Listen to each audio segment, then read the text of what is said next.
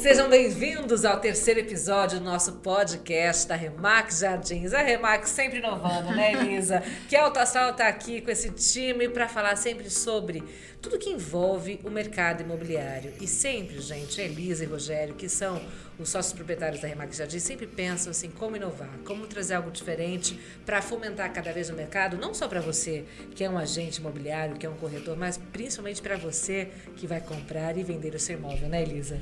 Com certeza. Quando você vai comprar um imóvel, o que você busca, né? Segurança. Muita. Segurança, conhecimento, uma pessoa capaz de te atender para você não perder tempo e não perder dinheiro. E é isso que a gente oferece. E é um momento tão sagrado, né? A gente sabe que em média o brasileiro compra de 2, no máximo 3 imóveis, né, pela vida. Então é uma informação muito importante e quando você está respaldada, aí tudo flui de uma maneira muito única, né? Elisa é advogada, é agente imobiliária, é sócia proprietária da Remax Jardins e sempre convida, né, eu, Patrícia Penteado, que sou jornalista e sou agente imobiliária da Remax Jardins, e traz convidados especiais para abordar temas, né? E hoje nós estamos numa mesa de advogadas, é isso? É, com certeza. Advogadas especialistas no direito imobiliário, né? Minha querida Bianca Laguna, que somos amigas, parceiras de trabalho aí há muito tempo, e Márcia Mariane também, que eu trabalho faz muitos anos e tenho o privilégio de estar juntas de novo, né? E é muito legal nós batermos esse bate-papo aqui para informar um pouco, né, desse assunto tão importante na hora de você comprar um imóvel, que é as certidões, quais certidões que nós precisamos ter em mãos antes de você seguir para uma compra de um imóvel, né, Bianca? Daí acho que você pode falar. E são muitas, né, Bianca? A gente até assusta com o número, mas é importante, né? Conta um pouquinho dessa história. Deixa eu só falar um pouquinho da Bianca também. Ela também é sócia proprietária da BCPG e Laguna Advogados, faz parte desse time aí há muitos anos também, né? Sim. E cuida com muita maestria de todo esse processo, né? De um contrato de compra e venda imobiliária. Então, fala pra gente das certidões, por favor. Vamos lá. Ó. No episódio anterior, a gente já havia falado, a gente começou falando da certidão mais importante, que é a certidão de matrícula, né? A certidão de nascimento do imóvel e o registro da propriedade do imóvel que está na matrícula. Então, nós já temos um episódio inteiro falando de matrícula. Quem quiser, acessa o episódio anterior, porque hoje nós vamos... Tem muita informação lá. Tem bastante informação sobre o quanto é importante a gente... pensou em imóvel, pensa em matrícula, antes de mais nada. Agora, vamos trazer um pouquinho do mais. O que nós temos a mais? Sempre que a gente vai comprar ou vender o imóvel, é importantíssimo, é indispensável que a gente tire toda a documentação do imóvel e toda a documentação das partes. Em especial, do vendedor. Ah, mas por que do vendedor? Se o vendedor tem algum problema em relação a ajuizamento de ação, por exemplo, o imóvel é um bem dele e um bem que pode ficar indisponível caso ele venha a ser executado numa ação. A exemplo, nós estamos trazendo a questão dos processos, tá? Por isso que é importante, sim, mas eu sou vendedor, eu tenho imóvel, por que vai tirar a minha documentação? Para que o seu imóvel esteja livre para venda sem que a gente incorra em qualquer situação de fraude. Então, quais são as certidões mais importantes? Eu sempre brinco que, tirando a certidão de matrícula, que é a primeira certidão do imóvel, vamos passar um pouquinho para certidões do vendedor. Eu brinco que a gente tem as certidões com T, que são certidões de perigo urgente, e a gente tem as outras certidões. Por que certidões com T? Quando a gente fala em certidões de ajuizamento de ação, certidões de distribuição, sempre que você olhar naquele link, aquele monte de letrinha azulzinha ali que é para clicar, todas as certidões vão conter um T de tribunal. Por que elas são tão importantes? Quando a gente está falando de certidão de distribuição, quer dizer que a ação já foi ajuizada. Ou seja, aquela situação já está em conhecimento de um juiz e de duas partes. A ação já foi ajuizada, então nós já temos um processo. Por que isso é tão importante? Quem que pode tornar um bem indisponível ou quem que pode dar uma ordem de penhora no imóvel? São as partes? Não, é o juiz. Então, se a ação já está ajuizada, quer dizer que a gente tem sim um risco daquele imóvel vir a se tornar um problema para o comprador. Por isso que, antes de mais nada, vamos analisar as certidões com T. Então, certidão de distribuição do local do imóvel, certidão de distribuição do local de residência da pessoa, do vendedor. Então, a gente vai ter que buscar, então, a pessoa mora em São Paulo, mas o imóvel está em Ribeirão, você vai tirar a certidão daqui e certidão de lá. Tá? Então, as certidões de distribuição de ação são aquelas que no linkzinho a gente tem um T e vai estar dizendo ali que o imóvel já tem que o vendedor, aliás, tem uma situação de processo que precisa ser pelo menos averiguada antes da gente levar adiante uma compra e venda. E as outras certidões, que são certidão de distribuição, certidão da Procuradoria do Estado, para a gente saber se existe algum tributo estadual que não foi recolhido e de repente colocou esse nome em dívida ativa do vendedor, a certidão de distribuição da Receita Federal, certidão de distribuição do município, para saber também se tem uma dívida de IPTU, uma outra dívida tributária. Tá? Então, todas essas certidões, elas são indispensáveis para que o gestor imobiliário se exima de qualquer responsabilidade em relação a essa compra e venda. Por quê? Eu dei conhecimento às partes de tudo que circula o imóvel. Então, tudo aquilo que está agregado a uma compra e venda segura, eu estou dando conhecimento às partes. Eu, gestor imobiliário, estou fazendo a minha parte. Agora, a parte quer comprar o imóvel mesmo que o vendedor tenha uma ação correndo contra ele, mesmo que ele não tenha patrimônio para ser solvente nessa ação, eu sou maior de idade, o objeto é lícito. Poxa vida, então você está ciente de que eu te dei todas as informações e você quer prosseguir com o negócio. Mas a segurança jurídica, ela é sim dever do gestor imobiliário. E aí, Márcia e Elisa, como comunicar que teve algum problema na certidão? Tem um tom especial. E aí, gente? Ainda mais para quem está começando, né? Acho que essa é uma pergunta. Eu acho assim, é uma coisa assim, primeiro você tem que se cercar de todas as peculiaridades daquele processo. Alguns processos a gente consegue contornar, ou porque o devedor tem inúmeros outros imóveis, um patrimônio muito extenso, que ele poderia vender aquele sem nenhum menor problema em face do valor da execução, ou porque essa execução ela ainda está discutindo alguma coisa muito importante dentro da execução, mesmo sendo execução, ela já é um título, mas coisas importantes que fazem aquele título perder o valor consideravelmente. Então, cada caso é um caso. Perfeito. Só que toda vez que você vê uma distribuição, pode levantar todas as lanternas vermelhas.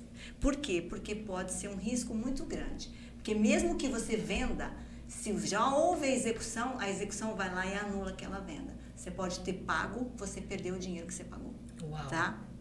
É nulo. Isso é sério. Imóvel vendido em fraude à execução, o juiz pode anular aquela venda. E aí não recupera nada. Você não recupera, porque você não foi diligente, é o que ela falou. O processo é público, as certidões poderiam ser tiradas, você poderia se cercar de todas as defesas, né, normais e ser cauteloso, e não foi. Não foi, correu o risco. Correu o risco, vai perder o dinheiro. Porque o bem vai voltar para a execução para poder resguardar o credor que foi diligente. Compreendi. Você me perguntou como falar... Como dar notícia? Olha, Patrícia, eu sou do princípio que nós temos que ser transparentes. Né? Outro dia eu peguei um imóvel que ela não passou escritura, não passou matrícula e a construtora está com problema. A construtora? A construtora. Esse bem não pode ser vendido e ela pagou tudo direitinho, só que... E aí? E o que eu fiz? Quando eu fui conhecer o imóvel... Antes de apresentar o estudo de mercado para essa pessoa, eu tirei a matrícula. Eu tenho certeza que muitos corretores não fazem isso. Com certeza. Porque esse imóvel está à venda no mercado, que eu sei, já faz uns 2, 3 anos. E eu tive que comunicar. Falei, olha, eu sinto muito em te falar, mas ainda bem que eu vi, porque agora você pode correr atrás. Com certeza. Correr atrás de consertar essa situação que é grave. que é grave. Então, eu sou do princípio que eu brinco que nós somos quase médicos de uma situação jurídica, né? De uma situação de imobiliária. Eu tenho a obrigação de ser transparente, de ser verdadeiro com o meu cliente. Porque eu quero aquele meu cliente para sempre, eu não quero ele só naquele momento. Né?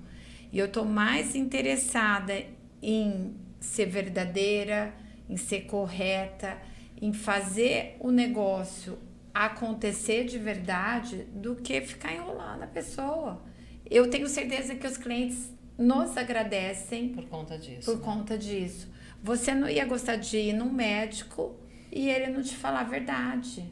Te dando diagnóstico pela metade, exatamente, né? Pode até ter jeito esse problema. Essa doença, ela pode ser sanada, mas você tem que primeiro sanar a doença para depois colocar o imóvel à venda. Eu e a Elisa ganhamos um processo lindo, uma super construtora em São Paulo quebrou e o nosso cliente não tinha passado. Tivemos que entrar com um remédio jurídico que chama embargo de terceiro. Foi uma ação longa. A gente conseguiu ganhar, foi uma ação linda. Mas foi esse caso, né? Exatamente esse caso. Ela quebrou e foram em cima do imóvel dele, porque ele não tinha transferido ainda. Olha, e se tiver, independente da quantidade de pessoas envolvidas naquele imóvel, tem que tirar a certidão de todas. Sim, né? sim. Não é quem tem mais direito ou menos direito, é de todo mundo, né? E não é só... aonde está a cadeia dominial? Onde está a propriedade? Está na matrícula. Mas é um espólio e são 25 herdeiros. Tem que tirar de todo mundo. De todo mundo, e se for casado, das esposas. Tiver problema, muito. E se um tiver problema, não consegue dar continuidade ao... É como elas estavam falando, a gente até consegue, mas você precisa entender primeiro qual é o problema e aonde que entra o jurídico nisso, para fazer essa análise. Porque também, eu não estou dizendo que a responsabilidade do corretor é avaliar o processo, não, é ser transparente. Então, isso que a Elisa trouxe, e essa análise prévia que a Remax Jardins faz da documentação, ela traz essa possibilidade de vir trazendo as soluções. Eu acho super legal o que ela está falando, porque quando você coloca para o cliente todas as variáveis, de repente, ele acha viável entrar naquele negócio, ele quer correr aquele risco, porque o preço também é uma coisa que é importante para ele, e a coisa está no preço. Então, ele fala, vou correr o risco, porque eu acho que juridicamente compensa. Bom. Nós vamos fazer uma primeira análise, mas provavelmente ele vai levar no seu advogado de confiança, né? Mas eu acho muito importante, porque às vezes é um excelente negócio. Grandes pessoas inteligentes fazem grandes negócios fazendo uma avaliação prévia. Perfeito, perfeito. Vamos aproveitar aqui essa prosa que está tão boa, né, com essas profissionais que entendem muito desse assunto, para falar de algo que a gente vê muito, né? Eu, como iniciante até no processo, já ouvi várias vezes. Bianca, Márcia, Elisa. E aí, dá para fazer a escritura abaixo do valor? Eita. Vocês conhecem alguém? Eu não conheço ninguém que já tenha me pedido, eu vou passar a escritura abaixo do valor. Não, ninguém. Você não conhece? Eu também não conheço ninguém. Não conheço ninguém. Coisa de louco. Vamos lá. Ninguém faz esse pedido. Esse é um tema muito recorrente.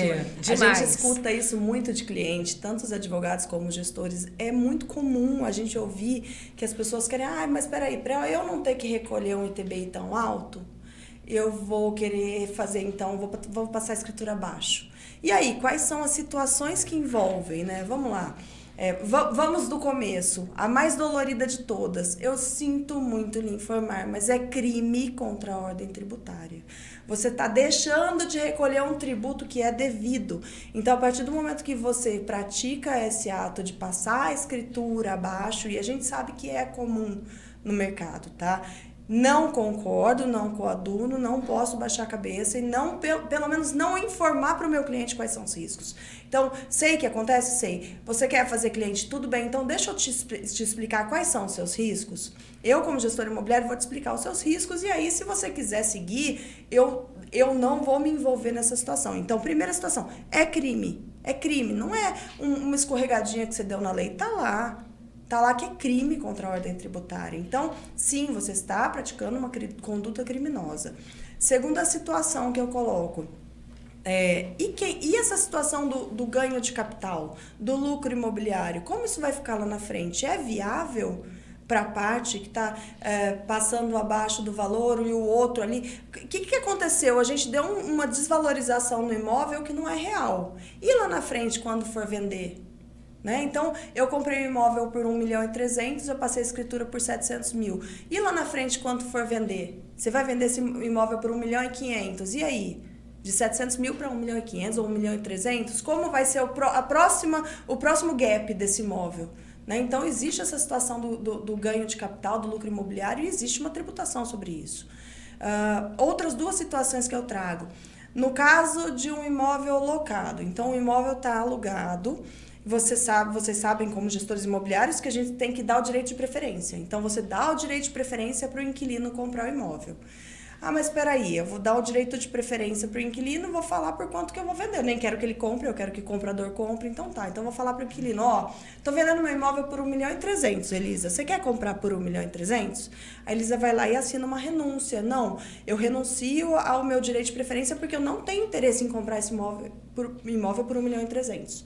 Aí as partes vão lá e simulam ali uma escritura de 700.000. E aí a Elisa, a inquilina, vai lá e vê que esse imóvel foi vendido por 700.000 e não por 1.300.000. E aí? Peraí, daí eu quero comprar. Agora essa brincadeira me interessa. Mas e aí? Onde é que está essa situação? Essa fraude aí que foi cometida? Né? O direito de preferência pode ser exercido nesse momento? Então, nós temos uma situação real. E aí, pode? Pode. E aí? Pode. Daí eu vou comprar o imóvel. Eu vou comprar por 700. Se a gente tiver uma situação de contrato de locação, ainda mais com a verbação na matrícula, ela vai adjudicar esse imóvel pelo valor que foi ofertado, que está na matrícula, não pelo valor que foi ofertado. Da mesma forma, uma situação aí de evicção jurídica. A gente está falando numa situação em que a dívida... vamos pensar, vamos montar uma situação. Você quer montar uma situação? Pode montar. Eu acho assim, você está falando, pelo que eu estou entendendo, você está falando assim, a pessoa vende, a venda se desfaz, mas o que ela pôs lá não corresponde à realidade. Exatamente. Ela vai receber de volta aquilo que está lá. Exato. Aí ela vai é um perigo. E ela vai lá e faz uma venda parcelada do imóvel de 1.300.000 em X parcelas. Só que no registro do imóvel, na matrícula, nós estamos contando com 700.000. Ah, mas espera aí, pagou 700.000. E as outras parcelas? Você vai executar. O comprador maliciosamente não vai pagar. Você vai executar o quê? Você fez um registro ali, você passou uma escritura por 700. Né? Você não pode arguir em juízo sua própria torpeza. Ah, que lindo isso! Desonestidade. Entendeu? Você chega pro juiz e fala, sabe o que é? Eu fui dar uma de Gerson e passei por menos. Aí ele vai falar, então sinto muito. Aí você vai preso. Sinto muito, camarão que dorme não dá leve. Sinto muito. Né? Então é um assunto que eu adorei do a gente precisa trazer esses assuntos à baila, porque por mais que a gente saiba que eles existem, que ele é muito corriqueiro. É corriqueiro. Muito. Mas porque a pessoa não pensa, quando ela vai fazer um negócio, ela não pensa que pode dar errado. A segurança jurídica, ela não é só quando você... ela não é à toa que tudo é registrado. É para te dar essa segurança. Você paga e se eu me arrepender imposto no meio do caminho? Então, vamos lá. Eu vou vender um imóvel. Vamos lá. Ai, que delícia, adoro. Que delícia, vai adoro. 500k, sei lá. E eu comprei ele ele valia 1 milhão, eu registrei por 500, certo? Aí chegou a hora de eu vender. Eu me arrependi que eu fiz isso. E aí? Mas você chegou a assinar um compromisso? Ou você só estava nas tratativas? Não, eu cheguei a assinar. Assinou, passou a escritura pelo valor errado. Fez tudo? Assinou pelo valor errado, daí você perdeu. Daí você daí depois que eu me arrependi. Você vai receber os 500.000 se receber. Se a pessoa que eu já ouvi isso, comprou, tá? O cliente já falou pra mim, mas se eu me arrepender, eu falei... Então, porque para você retificar uma matrícula, você fazer retificação de um registro na matrícula, você tem que mostrar o porquê, né? Se eu fui enganado, teve algum engodo, teve alguma situação... Não, peraí, eu fui malandro e eu quero deixar de ser malandro. Eu vou recolher o tributo depois, tá? Ele pode recolher o tributo depois, não? Só se ele for recolher, ele vai recolher com uma multa. Uma multa que é boa. E ele tá, sim, sujeito a sofrer as penalidades. Porque é crime. É crime. Peraí, eu matei, mas eu me arrependi de matar. Eu posso não responder pelo crime? Gente, isso é muito sério. E o prejuízo da pessoa, que a pessoa que comprou aquilo... Exato. Ela às vezes, ela até fez um financiamento. Ela se endividou. Ela tem compromisso também. Você tem que pensar no outro. Não é só o que está vendendo, o que está comprando também tem as suas peculiaridades. Ou seja, aquela vantagem imediata de não recolher o tributo, ela pode te gerar uma série de problemas futuros, né? Então, você como agente imobiliário, você tem a obrigação de falar para o seu cliente, você não vai fazer? Você não tem como. É como eu falei, gente, são pessoas maiores, são pessoas capazes, o objeto é lícito, nós estamos falando que nós estamos vendendo casa, não estamos vendendo droga, né? Estamos vendendo imóvel, ou seja, a pessoa é maior, é capaz, ela tem consciência daquilo que ela está fazendo. Tudo bem, que ela quer fazer, o problema é dela, não seu, mas você, como agente imobiliário, no mínimo você pode dar orientação sobre todas as situações que advêm dessa prática. E olha como isso gera uma confiabilidade maior. Poxa vida, o agente imobiliário tem todo esse conhecimento e está me passando, no mínimo eu tenho vergonha de fazer uma coisa dessa depois. E você está alertando ele para os riscos que ele corre. Porque se aquilo não se efetivar, se concretizar, porque efetivar já está se efetivando, mas se não houver uma concretização, e aí, se for voltar para trás? Como é que você vai provar que aquilo que você pôs ali não corresponde à realidade? Não tem como. Você fez errado. Você já assinou o seu atestado de cometer um crime. Não, isso é bem sério, né, gente? Bem sério. Então, por isso que eu adoro esse tema, porque... Transparência. Avisa, quem avisa, amigo é. Muito bem. Estamos chegando no final, é isso mesmo? Ai, que droga! Mas a gente vai ter mais, né, Paty? Nosso objetivo é manter vocês, que é nosso público, sempre informados, sempre com os melhores temas, com assuntos que diz respeito ao mercado imobiliário, e estamos aí para solucionar, para discutir e para você fazer o melhor negócio. Exatamente. Olha, contem com esse espaço. É uma iniciativa da Remax Jardins ter esse momento aqui do podcast, sempre trazendo, né, agentes imobiliários envolvidos, pessoas envolvidas nesse processo, como a Bianca Laguna, que é uma parceiraça da Remax Jardins, que ajuda muito nesses trâmites todos. E só que sem você não tem sentido. Continuem sempre conosco. Vem aí o 4º episódio, fiquem ligados, mas também assistam o 1º, o 2º, o 3º e indiquem para todo mundo. Foi uma alegria esse momento. Eu também adorei estar aqui como agente imobiliário, aprendendo muito com essas mulheres, né? E trazendo também aqui o que eu vivo no dia a dia nessa profissão maravilhosa. Elisa, demais, hein? Obrigada. Até o próximo. Até o próximo. Tchau. Beijo. Obrigada. Beijo. Tchau.